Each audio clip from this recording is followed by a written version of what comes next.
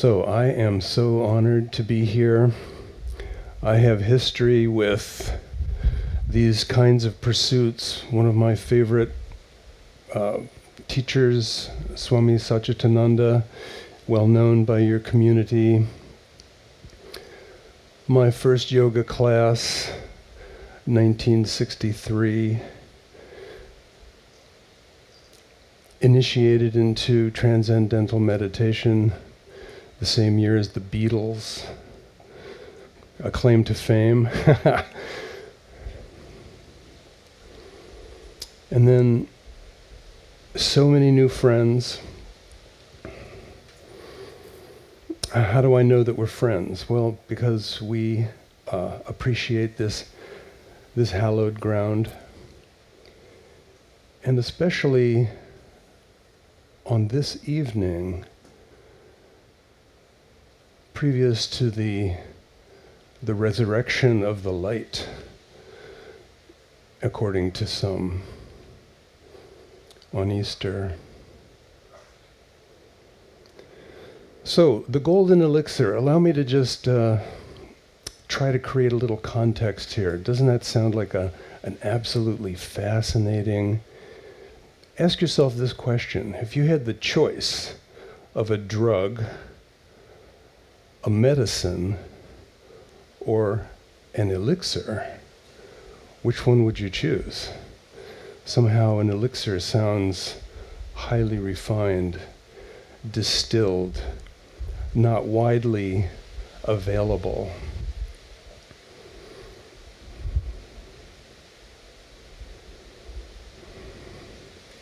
And then a claim that the Golden Elixir is a medicine of immortality. What could that possibly mean? What could that possibly mean? In the Western world, we have this idea that immortality means to live forever in the body that we have today. If you think about that for just a few minutes, you think, why would anybody do that? Have you ever seen a movie about an immortal? What are they doing? They're basically bored of being alive forever. They're even trying to kill themselves because they've seen so many of their own children grow up, get old, and pass away.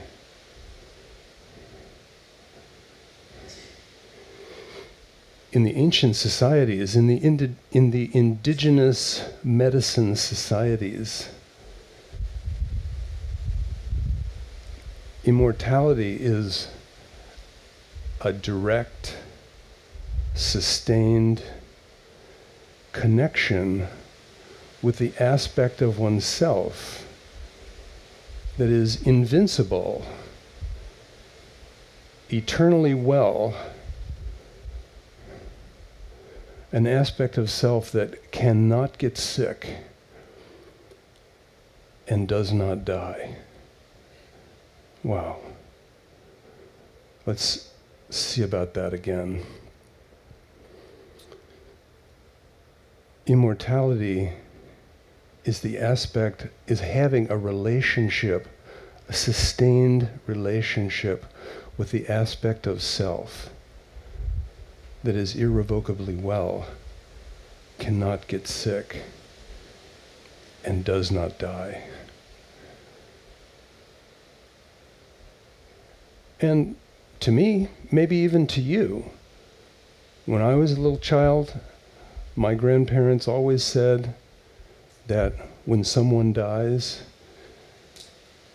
they've gone on to a better place, they have an eternal life. I had the personal experience of losing a parent when I was a very young child. And in a kind of unusual sort of way, it caused me to be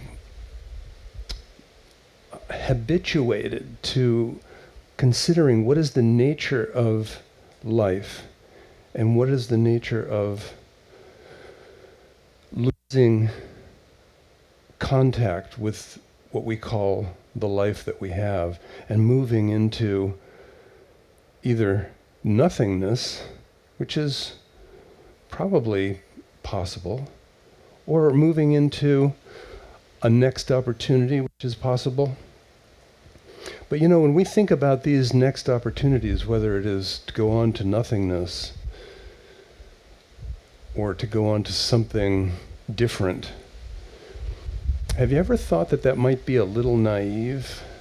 In other words, as humans with bodies, we have this sort of dualistic idea. Either I'm going to reincarnate, and so I better be good, or I'm not going to reincarnate, and I better be good. But the whole idea of something that's good is probably a human idea, based on the idea that there can be something that's bad. So just think about it for a moment. Is it possible that we don't know?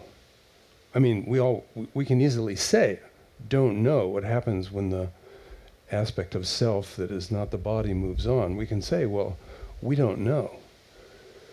But if you deepen into that not knowing, and then ask other questions about what do we know and what do we not know,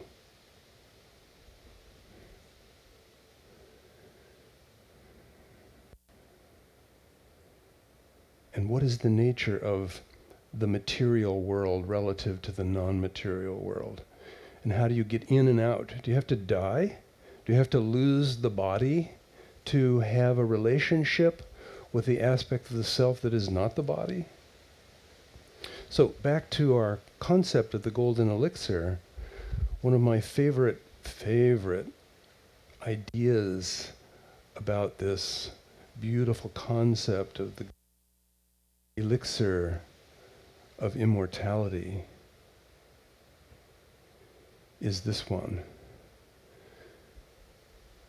Quoted from a great ancient sage from China from thousands of years ago.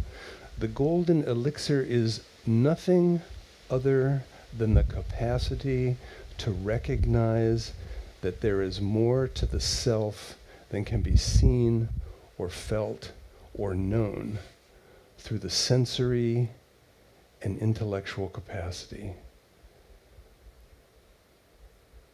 So, in other words, the golden elixir of immortality isn't to be able to go somewhere to a special marketplace in a faraway land, or to an alchemist's shop and make a purchase of some highly distilled substance from this world that promises something marvelous. Instead, the golden elixir is something that is within us, never not there, but typically neglected.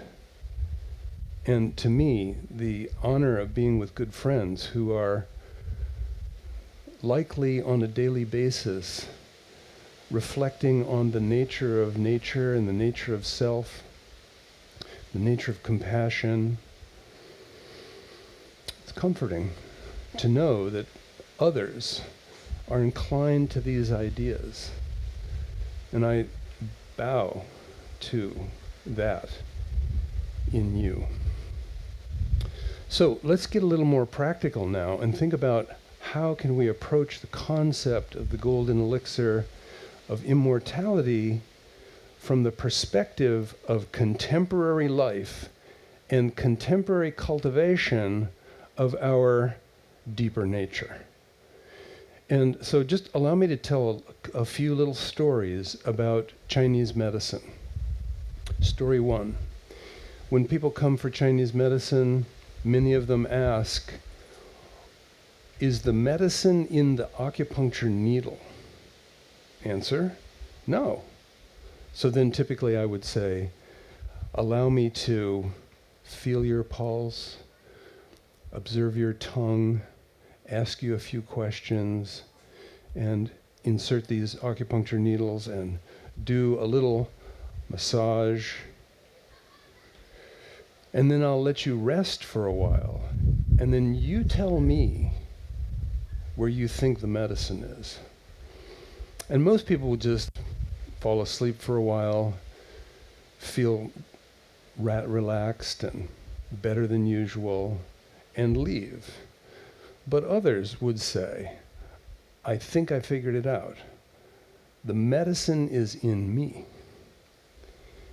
And the acupuncture arranges the forces and functions within myself to operate more efficiently. So before we're done here this evening, we're going to actually do some, I don't know, we'll call it self-applied Qi enhancement treatment. Self-applied Qi enhancement treatment. And by the way, you've been already on the road to it with breath practice, chanting, making sounds, sending vibrations through the body, turning your off of the complexity of life onto the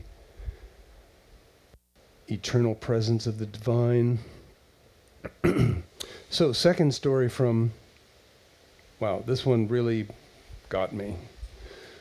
Many of the people who I saw as patients over the years who would come to the medicine and say their problem, whatever it was, usually these are difficult cases. What do you think's going on with the microphone? It goes out a little bit. Is it me? The wind. Okay. So usually these are quite difficult cases. Maybe I'll put this a little closer and then you can modulate it a little bit. So cancer would be a case, severe multiple sclerosis or Parkinson's disease, but particularly cancer being a killer, whereas Parkinson's disease is, just a long, difficult life. And the experience goes like this. People who seemed to me, by all the signs, the pulse, the tongue, the eye, the skin, the answers to the questions, do you modify your diet? Yes. Do you meditate? Yes. Do you have some kind of exercise? Yes. So you would just assume that this person is going to thrive. And yet, more times than I can count on these two hands, those people died.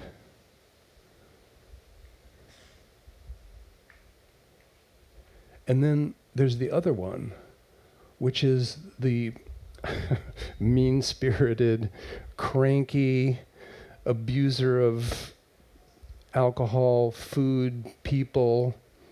You'd think this person is definitely going down.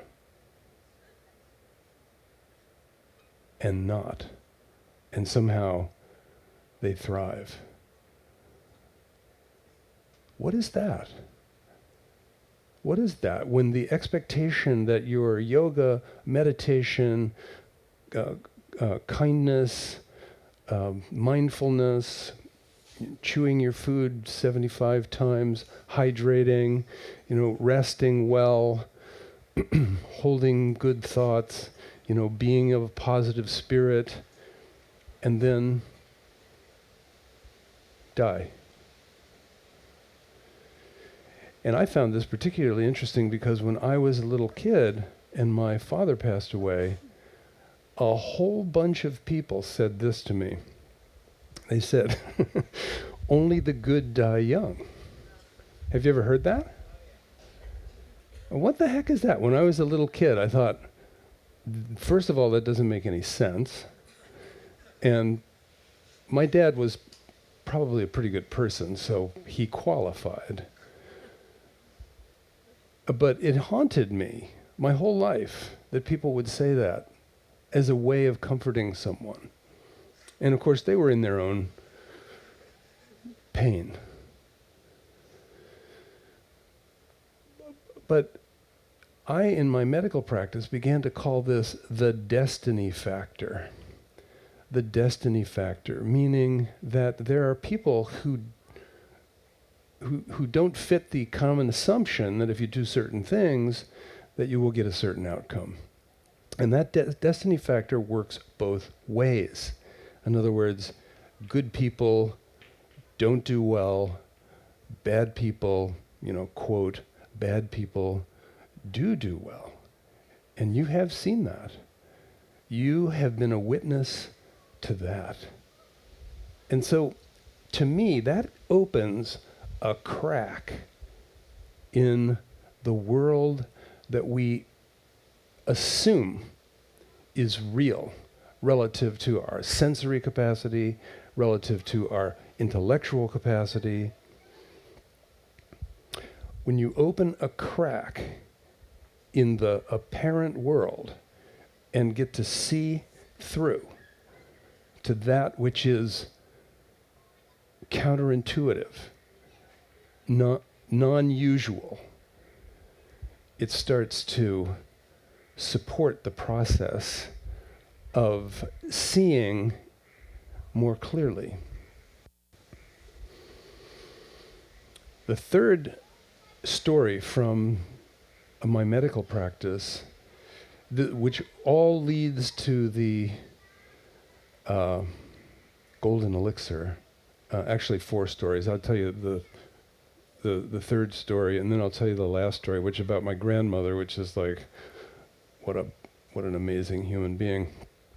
So, in my work as a clinician, doing pretty much what is the equivalent of Ayurvedic medicine, we think that India and China are separated by a large mountain, but in the spring, the snow melts, the valleys are open, the Silk Road is well traveled, and the ideas from north of Tibet and the ideas from south of Tibet were merging all the time.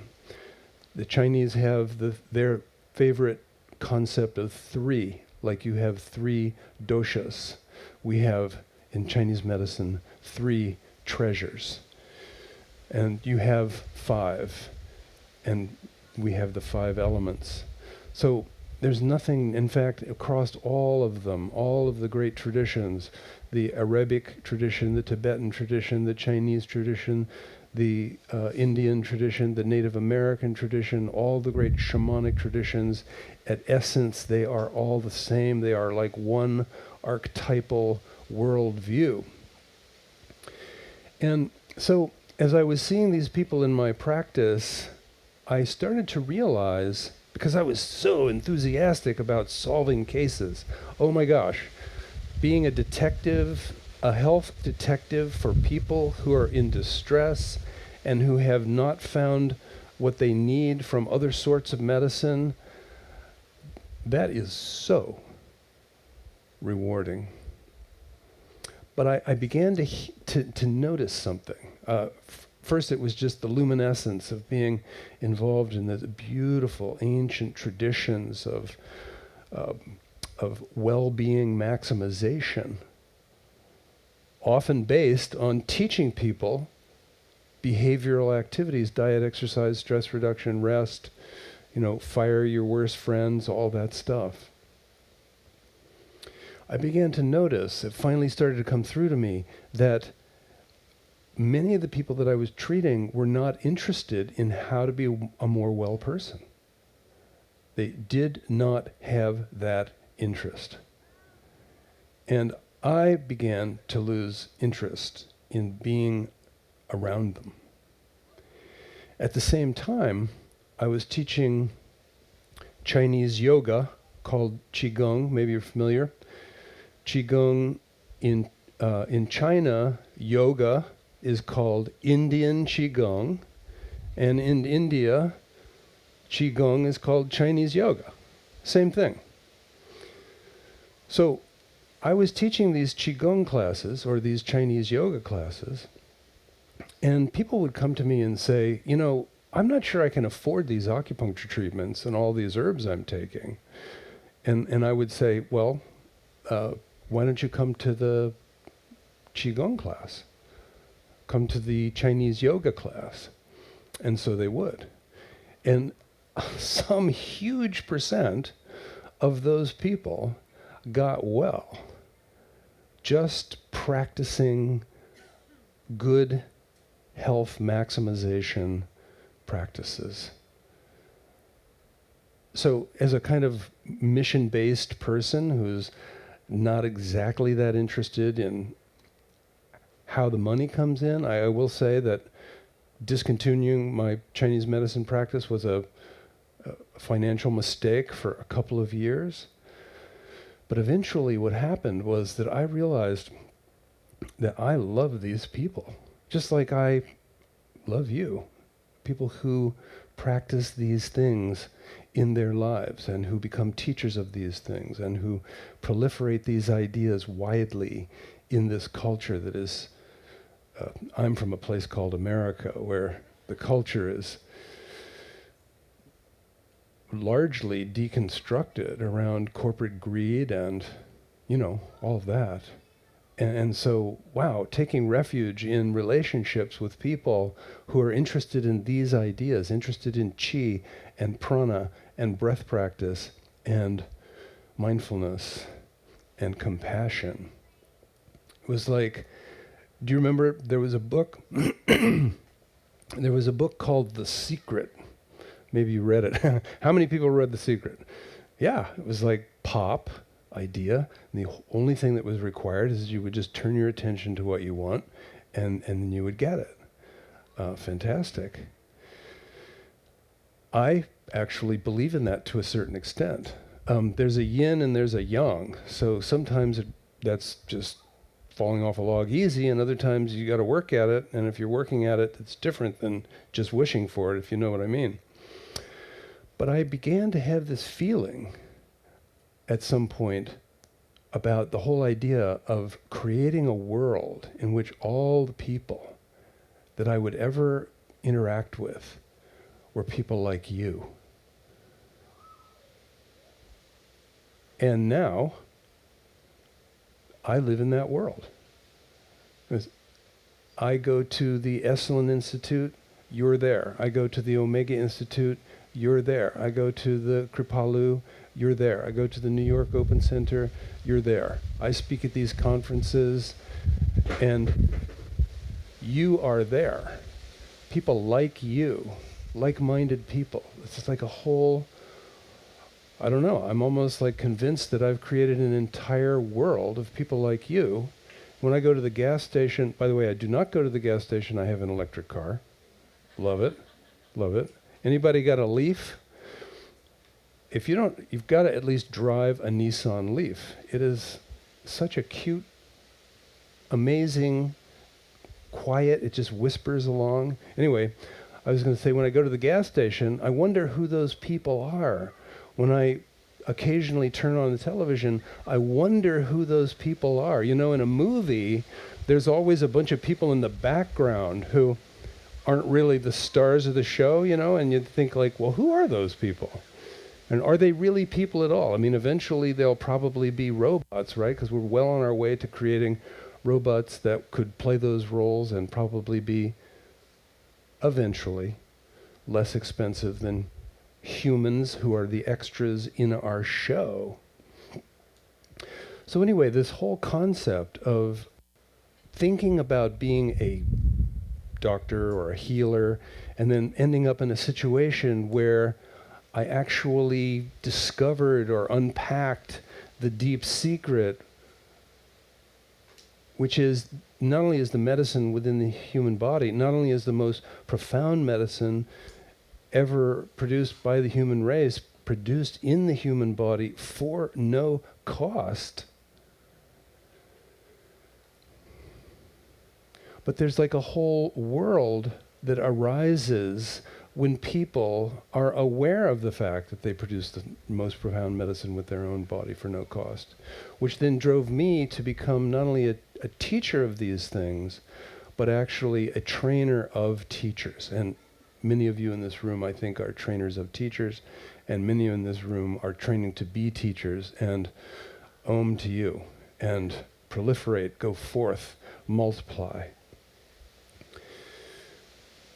So the concept of discovering the medicine within and then quitting my medical practice and teaching people to practice Chinese yoga and then teaching people to teach people to do Chinese yoga. At this point, we've trained over 1,000 people, and they, about 2,000 people, and we have calculated that on an annual basis that these teachers are interfacing with somewhere around 1 million people. And so we have this motto or this mantra that says, we train thousands to inspire millions to heal themselves for free. So one more quick story, and then let's make some medicine.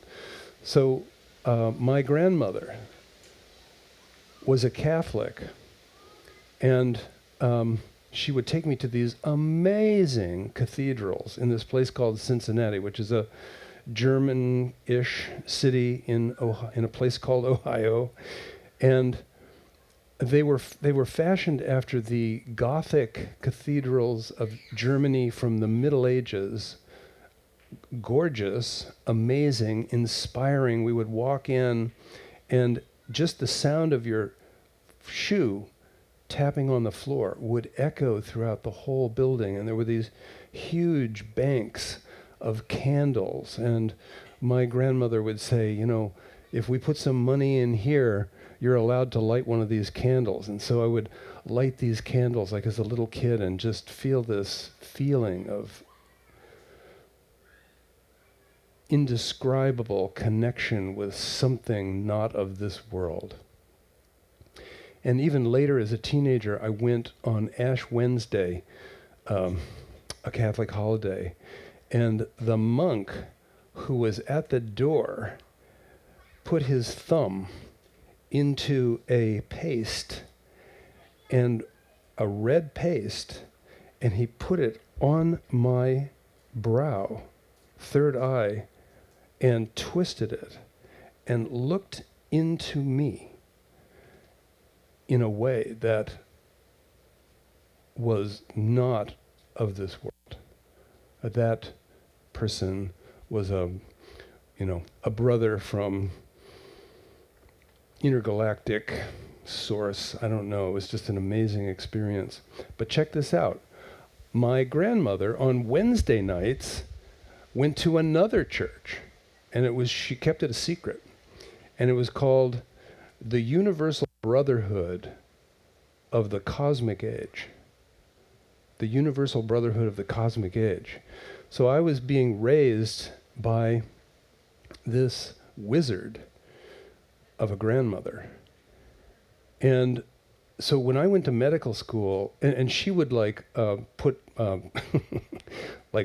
do remedies on me. One of her remedies, sorry, this will be a little gross probably to most of us, but she would soak a towel in bacon grease, and put onions on my chest, and then put this bacon greased towel.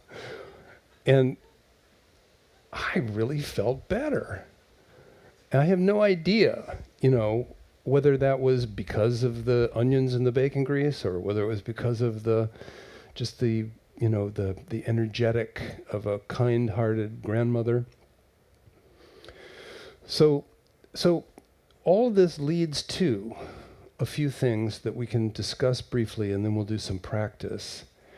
And that is, these ancient ideas about the medicine being produced within the human body, a medicine that is for the body, the mind, and the spirit.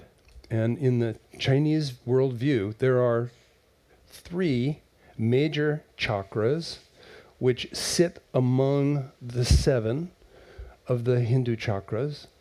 And one of them is the belly button, one of them is the heart, and one of them is the third eye. And the medicine that's produced for the body, for the functional, organic, the organs, the glands, the cells, that medicine is associated with the earth. And the body is associated with the earth. The body is a substance. And the medicine for the mental emotional self is produced and stored in the heart. The heart is not just a muscle pumping blood. The heart is a field of qi associated with consciousness, awareness, relationship, emotions, intellect.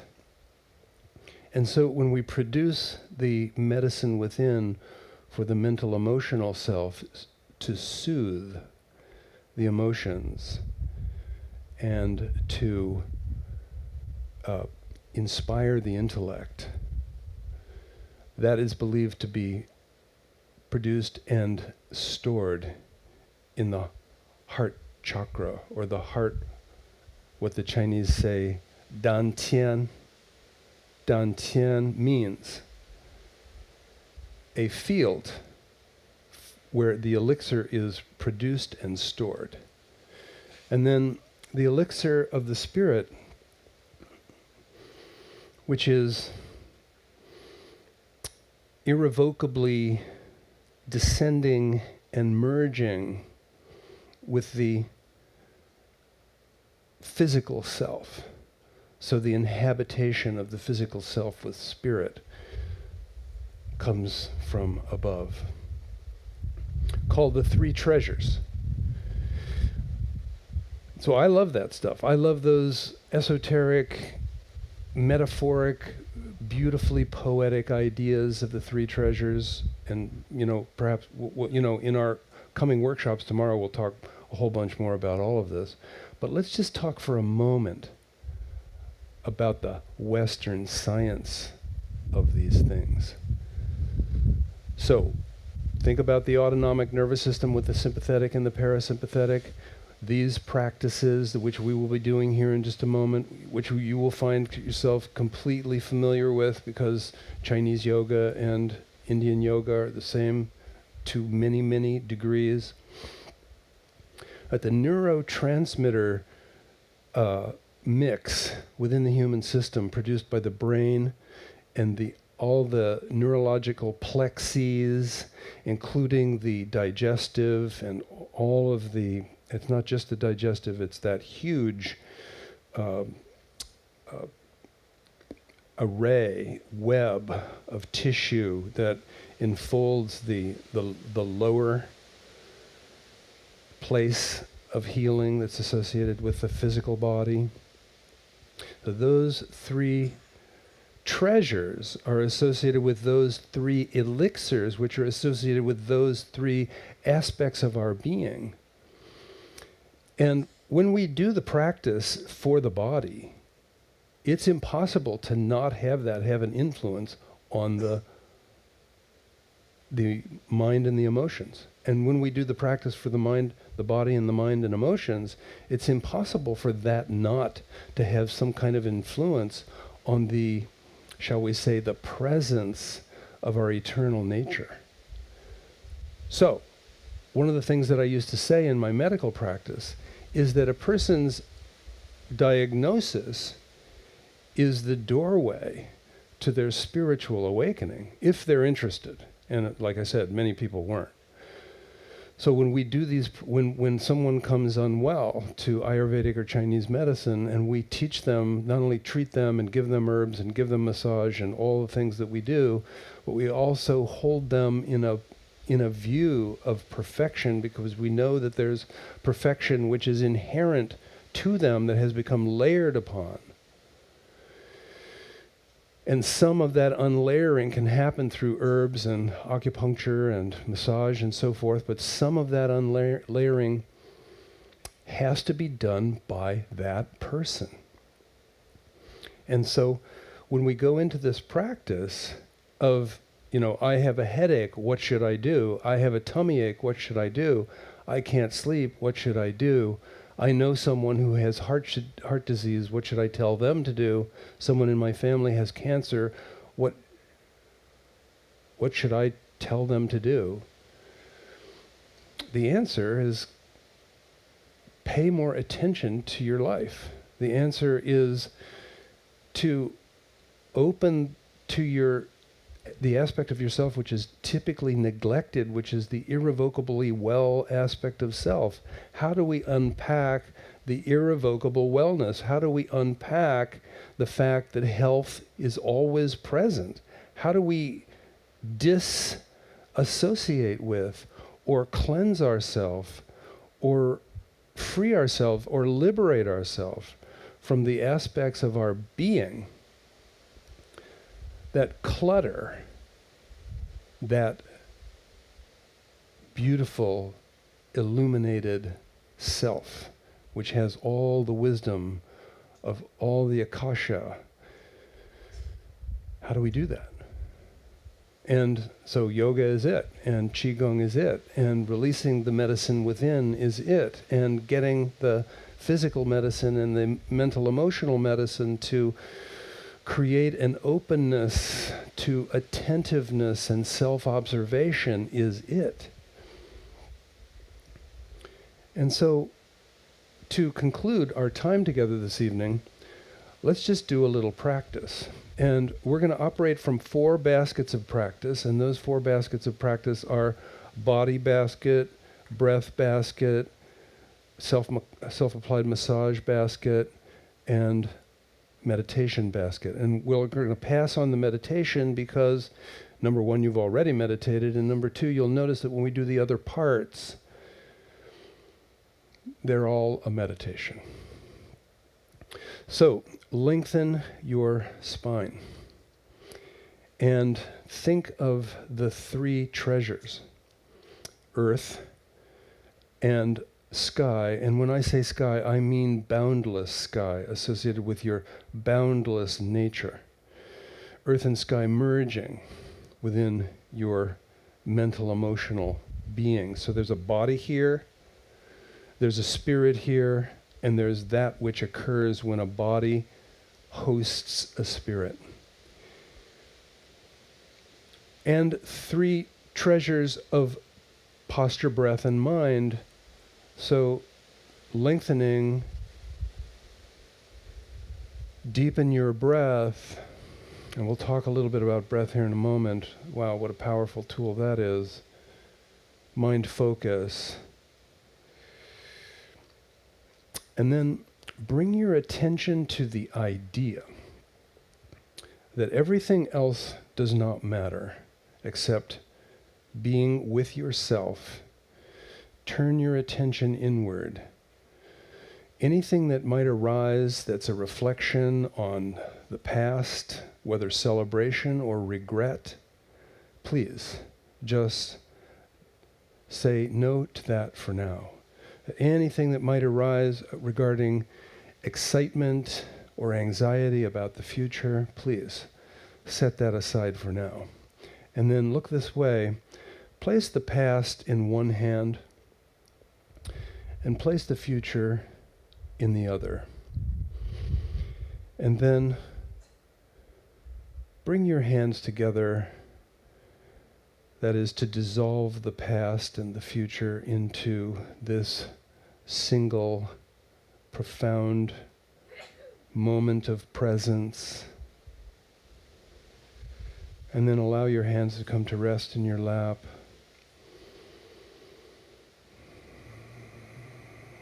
And in this practice, we're going to do some movement. And so first, allow yourself to rock forward and rock back. And then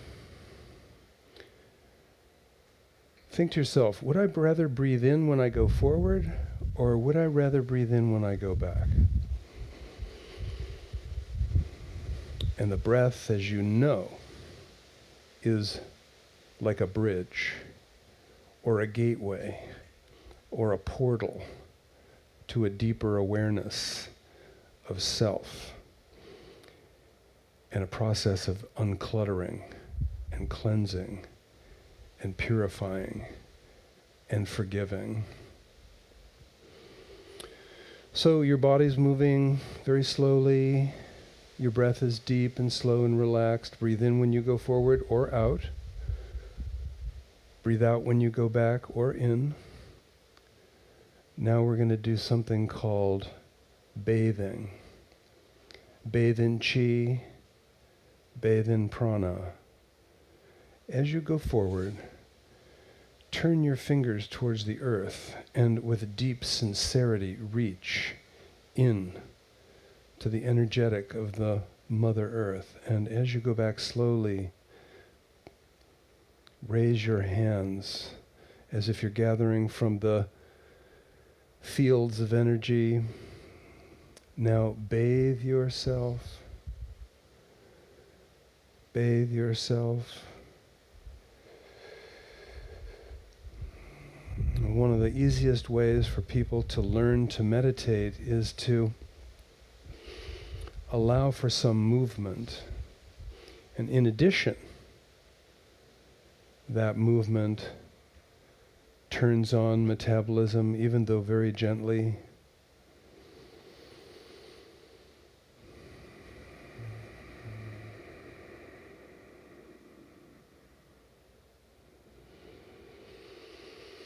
As you are doing this gesture, and as you are disassociating from past and future, and as you are gathering from the source of earth and the source of the biological, there's a whole bunch of biological right out there. People, trees, and sky, boundless sky, heaven. Like you're bathing yourself in a radical healing resource that has no cost.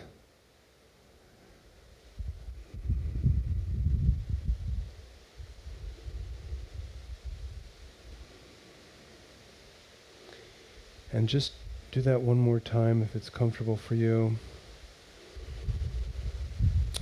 And as your hands are passing the chakras slowly,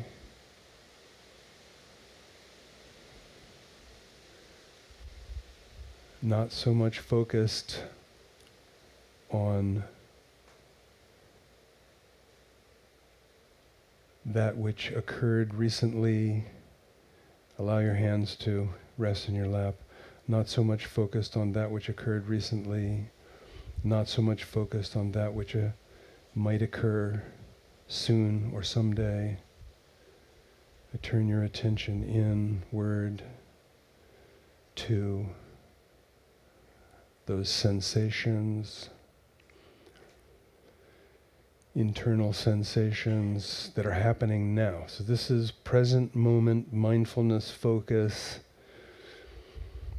As you continue to relax, and we're going to do some breath practice here in a moment. As you continue to relax, notice the sensation, because that is the sensation of the medicine within. That is the sensation of the natural self-healing capacity accelerating. And when we do these breath practices, you'll feel it even more. So let's go on to, that was something for the body. As you can imagine, yoga gestures, Tai Chi gestures are very body involved. These are super simple ones, which are used in many hospitals at this point. And we've done a lot of this work with the Veterans Administration. So then on the breath, the two aspects of the breath, one, the belly breath, the other, the chest breath. In yoga, we focus a lot on the belly breath, and so you're very familiar with that, and you know that it accelerates the lymphatic system and discharges metabolic byproducts from the body. So let's just focus on the chest breath for now, starting with a belly breath, but then fill the chest and hold for a moment. So that's going to be a big breath in, belly. and a big breath in, chest. And then hold for a moment.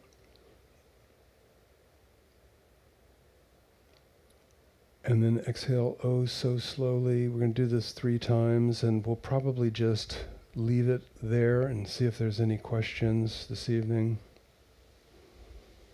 So exhaling very slowly. We're going to do this 2 more times. So when you're ready, big breath in, belly. Then chest, hold. For a count of 2 or 3 or 4 or 5. Exhale, oh so slowly. As you're exhaling, oh so slowly, scan the body, relax, relax.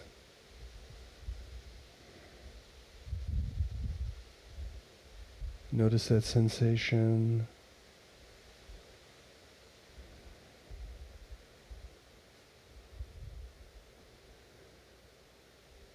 Now, one more. Have just a couple of regular breaths, and then one more big, deep breath. Belly first, big chest. Now hold for a moment. And the physiology of this chest breath is amazing. Exhale very slowly. Exhale very slowly. Notice what you're feeling. Scan the body for tension anywhere. Go all the way from your jaw down through your belly into your pelvis. Relax, relax. Notice that sensation. Now, interestingly, about the chest breath, let's just hear a little bit about that. Wow, what an amazing physiological phenomena. When you change the pressure in the chest, especially if you hold it for a few moments, the pressure differential has an influence on 2 structures. One structure is in the lungs called stretch receptor. It's a neurotransmitter-oriented tissue. The second one is in the heart itself. It's called the baroreceptor. Baroreceptor. The pressure in the chest changes these organs, these tiny, tiny organs in the body, to produce a medicine. And you can feel that. It's kind of like a softness, an openness here in the presence of this softness, this openness, and this awareness of our capacity to produce softness, openness, and actually produce medicines within our own being. It's thrilling. Not only is it thrilling, but it opens a connection to the aspect of self which is typically neglected by many, even practitioners in busy days.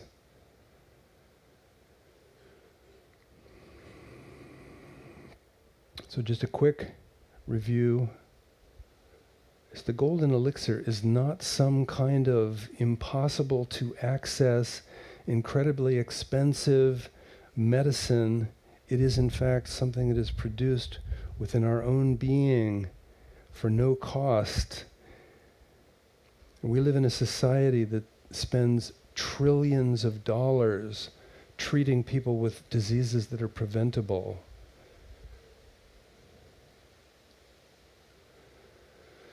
So, thank you so much, and many blessings for you, and go forth into your teaching and into your families and into your lives, hopefully inspired by the idea that medicine is not at the pharmacy. I mean, it is, of course, but the elixir